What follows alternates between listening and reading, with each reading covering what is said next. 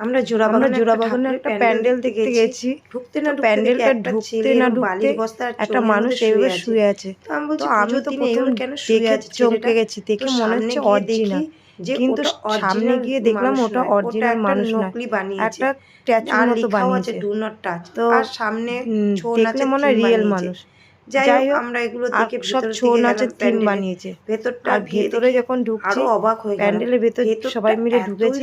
প্যান্ডেলের ভেতর ঢুকতে না ঢুকতে একটা বুড়ির মতো কে সাদা কাপড় মুড়ে দাঁড়িয়ে আছে, আর সবাই তো ভয়ে চিৎকার করছে, ভেবেছে ভূত, কারণ ভিতরটা ভূতেরই থিম করেছে। যাই হোক, ওখান থেকে আমরা বেরিয়ে মা দুর্গার সামনে গেছি। মা দুর্গাটাও পুরো অন্য রকমের। মা দুর্গাটা এত সুন্দর বানিয়েছে, এগিয়ে গেলাম, খুব ভালো প্যান্ডেলটা দেখতে।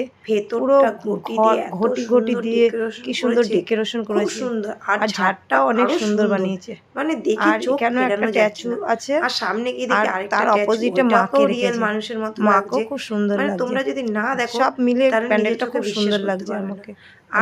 আমি দেখতেই ভালো লাগছে। আনন্দ মা দুর্গাটা প্যান্ডেলটা পুরো অন্যরকম বানিয়েছে, আর মাটাও পুরো অন্য সাধারণ মেয়ে দাঁড়িয়ে, মাটাও দেখতে অন্যরকম, আর মায়ের সব প্যান্ডেলের থেকে এই প্যান্ডেলটা একটু অন্যরকম, মাও অন্যরকম, প্যান্ডেলটা একটু অন্য লুক আর অন্যরকম, মাও পুরো অন্যরকম। যাই হোক, এই প্যান্ডেলটা আমার কাছে খুব ভালো লেগেছে, তাই এই প্যান্ডেলটার মাটাকেও আমার খুব ভালো লেগেছে। সব মিলে বেশ সুন্দর প্যান্ডেলটা। আর তোমাদের কেমন লাগলো জানি।